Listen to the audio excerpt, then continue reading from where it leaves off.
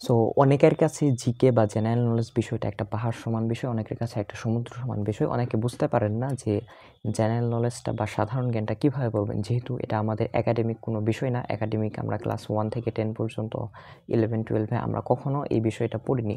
So আমরা যখন GK admission পরীক্ষা হোক বা ভর্তি পরীক্ষা বা যে কোনো ধরনের চাকরির পরীক্ষা বা যে কোনো ধরনের পরীক্ষাতে আমরা প্রথমবারের মতো পড়তে যাই, সেইখানে গিয়ে আমরা যে জিনিসটা দেখতে পাই যে এমন অনেক বিষয় আছে যেগুলো হয়তোবা আমরা আমাদের সামাজিক বিজ্ঞান বইতে পড়েছি বা হয়তোবা আমরা আমাদের স্কুল কলেজে পড়েছি, বাট এমন অনেক আরও বিষয় আছে যেগুলো আমাদের কখনো সেভাবে পড়ানো হয়নি।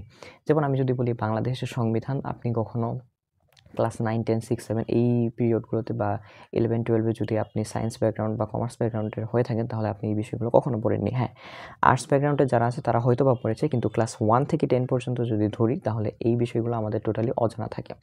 সো আমরা আজকে মূলত এমন 3টা জিনিস জানার চেষ্টা করব, যে 3টা জিনিসের মধ্যে আ তৃতীয়টি বেশি গুরুত্বপূর্ণ অবশ্যই।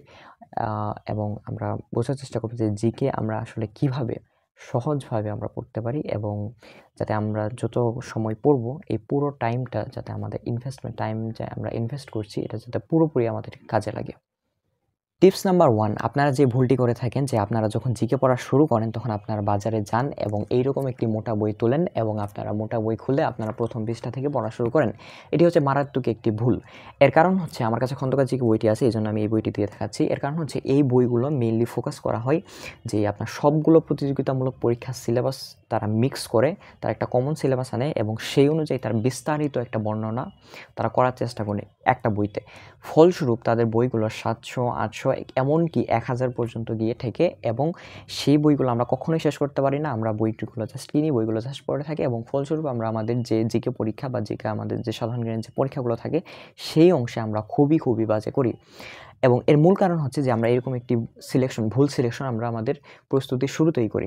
সো এই বিষয়টি আপনাদের করা যাবে না। প্রথমত, আপনি যেখানে পরীক্ষা দিতে যাচ্ছেন সেটি হতে পারে মেডিকেল, সেটি হতে পারে ভার্সিটি, সেটি হতে পারে যেকোনো চাকরির পরীক্ষা।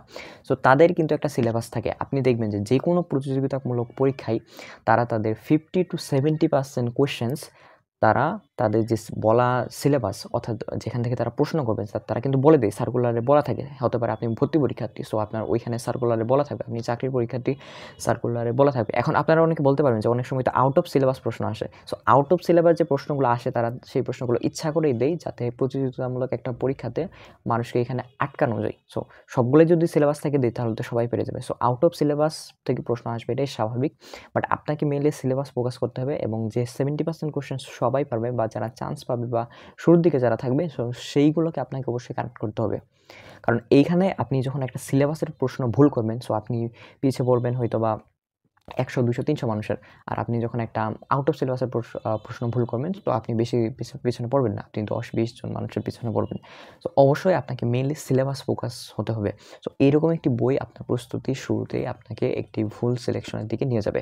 সো আপনাকে যেটা করতে হবে, এখানেই চলে আসে আমাদের টিপস নাম্বার 2, সেটা হচ্ছে যে আপনাকে অবশ্যই প্রিভিয়াস ইয়ার কোয়েশ্চেনস দেখতে হবে। সো আপনি যেখানে পরীক্ষা দিতে যাচ্ছেন তারা বিগত 5 থেকে 10 বছরে, অবশ্যই বিগত 10 বছরে তারা কী ধরনের কোয়েশ্চেন করেছে সাধারণ জ্ঞান অংশে, সেটি আপনাকে অবশ্যই ভালোভাবে দেখতে হবে, বুঝতে হবে এবং সিলেবাস যেটা সেটা সম্পর্কে একটা ধারণা আপনি সেখান থেকেই পেয়ে যাবেন যে কতটুকু অংশ আপনার সিলেবাস থেকে আসছে, কতটুকু অংশ আপনার সিলেবাসের বাইরে থেকে আসছে। সো এটি হচ্ছে আমাদের দ্বিতীয় টিপস। এবং তৃতীয় যেটা গুরুত্বপূর্ণ সেটা হচ্ছে যে আপনি এবার সিলেবাস বুঝলেন, আপনি এবার সবকিছু বুঝলেন যে প্রশ্ন কোথা থেকে আসে। সো আপনাকে পড়া শুরু করতে হবে। সো পড়া আপনি কিভাবে শুরু করতে পারবেন? দেখেন, এই স্লোটে আমরা একটু বিস্তারিত কথা বলব, কারণ এখানে 2 ক্যাটাগরির মানুষ থাকে যারা হয়তোবা শর্ট টার্ম প্রিপারেশন নেবে এবং কেউ হয়তোবা লং টার্ম প্রিপারেশন নেবে। সো যারা শর্ট টার্ম প্রিপারেশন নেবে তাদের জন্য অবশ্যই এই বইগুলো অ্যাপ্লিকেবল হবে না। আর যারা লং টার্ম প্রিপারেশন নেবে তাদের জন্য এই বইগুলো অ্যাপ্লিকেবল, এবং তারা কিভাবে পড়বেন সেটি আমরা এখন বোঝাচ্ছি। সো প্রথমে চলে আসি যে যারা লং টার্ম প্রিপারেশন নেবেন, অর্থাৎ লং টার্ম বলতে আমি ধরছি যে আপনি হয়তোবা বিসিএস পরীক্ষা দিবেন, আপনি হয়তোবা আপনার কাছে 6 মাস বা 1 বছরের সময় আছে এবং আপনি জিকেটা কমপ্লিট করে রাখতে চাচ্ছেন, অথবা আপনি হয়তোবা ফার্স্ট ইয়ার, সেকেন্ড ইয়ার থেকে আপনি জিকেটা একটু করে কমপ্লিট করে রাখতে চাচ্ছেন। সো সেই ক্ষেত্রে আপনি জিকে এটা আপনার কীভাবে কেমন হবে? সো প্রথমত আমি আপনাকে একটা চ্যানেল সাজেস্ট করব, যেটা হচ্ছে কি কেন কিভাবে, একটা ইউটিউব চ্যানেল আছে। সো এই ইউটিউব চ্যানেলটাতে গেলে আপনি দেখতে পারবেন যে সহজেই তারা এখানে বিভিন্ন জিনিসের এক্সপ্লেনেশন তারা ভিজুয়ালাইজেশনের মাধ্যমে, ডকুমেন্টারির মাধ্যমে তারা তুলে ধরছে। এরকম চ্যানেল শুধু একটা না, আপনি যখন তাদের ভিডিও দেখবেন তখন দেখবেন সাজেশন এমন অনেক চ্যানেল আছে যেগুলোর মাধ্যমে আপনি যে আপনার সাধারণ জ্ঞানের পরিধিটা সেটা বৃদ্ধি করতে পারবেন। এখন অনেকে আপনারা নিউজ পেপার পড়েন, অনেকে আপনারা দৈনিক নিউজ ফলো করেন, তাদের জন্য তো এই বিষয়গুলো সহজ। বাট আপনারা একদমই যারা নিউজ পেপার পড়তে পারেন না, আপনারা যারা একদম নিউজ দেখতে পারেন না, আপনারা নিউজ বা পলিটিক্স আপনারা কিচ্ছু বুঝেন না। সো তাদের জন্যই হচ্ছে এই পরামর্শটি যে, এবং ম্যাক্সিমাম মানুষ এইরকম, এইজন্য আমি তাদেরকে এই পরামর্শ দিচ্ছি যে আপনারা এই চ্যানেলের ভিডিওসগুলো দেখতে শুরু করতে পারেন এবং আপনারা দেখবেন যে ১টা ২টা ভিডিও দেখার পর আপনার যে কিউরিসিটি সেটা অনেকটা বৃদ্ধি পাবে এবং সেখান থেকে আপনার নিজ উদ্যোগে আপনারা আরও পড়াশোনা করতে পারবেন, আরও খবর দেখতে পারবেন, আরও আপনার নিউজ পেপার পড়তে পারবেন। যেমন একটা সময় আমি ২০১৮-১৯ সাল থেকে আমি এই চ্যানেলটা ফলো করি এবং আমি যখন আমার ভর্তি পরীক্ষায় যখন সাধারণ জ্ঞানের অংশ পড়তে আসি, তখন আমার কাছে সাধারণ জ্ঞানের অংশটা খুবই সিম্পল মনে হয়। কারণ আমার যে এইসব ব্যাকগ্রাউন্ড, আমার ব্যাকগ্রাউন্ডের জন্য আমি এই মানে আমার যে নলেজের যে ব্যাকগ্রাউন্ডটা, এই ব্যাকগ্রাউন্ডের জন্য আমি অনেকটা হেল্প পেয়েছি। সো আপনাদের যাদের হাতে সময় আছে, আমি অবশ্যই বলব যে আপনারা ভিজুয়ালাইজেশনের দিকে যান, অর্থাৎ ডকুমেন্টারির দিকে যান। আপনারা এই জিনিসগুলো অবশ্যই ফলো করুন। এর মাধ্যমে অবশ্যই আপনারা একটা লং টার্ম প্রিপারেশন নিতে পারবেন। সো এটা হচ্ছে আপনার ফার্স্ট স্টেপ যে আপনি কিভাবে জিকে আপনি অ্যাটেম্প্ট নিচ্ছেন। সো এবার দ্বিতীয় বিষয়ে আসি যে এই বইগুলো আপনাকে ফলো করতে হবে দিন শেষে। সো আমি বলব না যে আপনি একদম বইটা খুলেন এবং বইটা শুরু থেকেই আপনি একদম ১ নাম্বার পাতা থেকেই আপনি বাংলাদেশ পরিচিতি থেকে শুরু করে আপনি শেষ করেন না। সো এইখানে আপনি দেখতে পারবেন যে যেকোনো একটা বইয়ের আপনি এখানে সুন্দরভাবে একটা শিরোনাম পাবেন। সো সূচিপত্র বা শিরোনাম যেটাই হোক। সো এইখান থেকে আপনি হয়তোবা আপনার বাংলাদেশের নতুন দিনই আজকে একটা ডকুমেন্টারি দেখলেন অথবা ১ম বিশ্বযুদ্ধ বা ২য় বিশ্বযুদ্ধ। সো আপনি যখন ১ম বিশ্বযুদ্ধ এবং ২য় বিশ্বযুদ্ধ নিয়ে ১০-২০ মিনিটের একটা ভিডিও দেখবেন, সাথে, সাথে আপনি কি করবেন, এখানে ১ম বিশ্বযুদ্ধ এবং ২য় বিশ্বযুদ্ধ সম্পর্কে ৫ থেকে ১০ পাতার একটা বর্ণনা দেওয়া আছে। সো এই বর্ণনা আপনি পড়ে নেবেন। সো পড়ে নেওয়ার পরে যখন আপনি পড়তে যাবেন, সো আপনি তখন ভিজুয়ালাইজেশনের মাধ্যমে রিলেট করতে পারবেন। সো ভার্সাই চুক্তি যে ১৯১৯ সালে হয়েছিল, এটা আপনাকে আর আলাদাভাবে মনে রাখতে হবে না। এটা আপনি হয়তোবা আপনি বারবার পড়তেন ভার্সাই চুক্তি ১৯১৯, ভার্সাই চুক্তি ১৯১৯, বাট এটা আপনাকে তখন আর সেভাবে মনে রাখতে হবে না। সো এইভাবে মূলত আপনি জিকে পড়াটা শুরু করবেন এবং আমি আশা করছি যে বুঝাতে পেরেছি যে কীভাবে আপনি সহজেই লং টার্ম প্রিপারেশনের ক্ষেত্রে এই টেকনিকটা কাজে লাগাতে পারেন।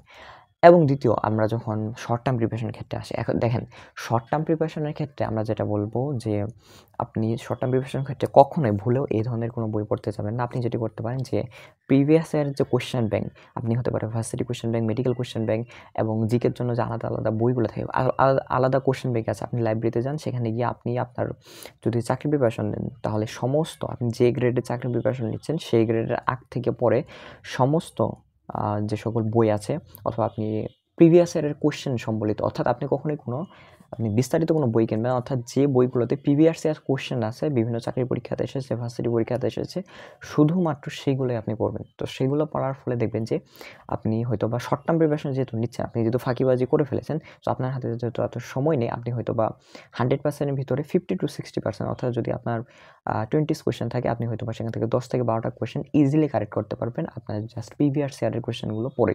সো এটাই হচ্ছে আপনার শর্ট টার্ম প্রিপারেশনের ক্ষেত্রে এবং লং টার্ম প্রিপারেশনের ক্ষেত্রে হয়তোবা আপনি আপনার হাতে যে সময় আছে, সেই সময়ের মাধ্যমে আমি যে সাজেশনটি আপনাকে দিলাম, সেই সাজেশনের মাধ্যমে অবশ্যই আপনি ভিজুয়ালাইজেশনের দিকে যাবেন এবং আস্তে, আস্তে আপনার জ্ঞানের পরিধিটা বাড়াবেন এবং এরপর অবশ্যই আপনি এই বইগুলো কমপক্ষে ২ বার আপনি A to Z শেষ করবেন।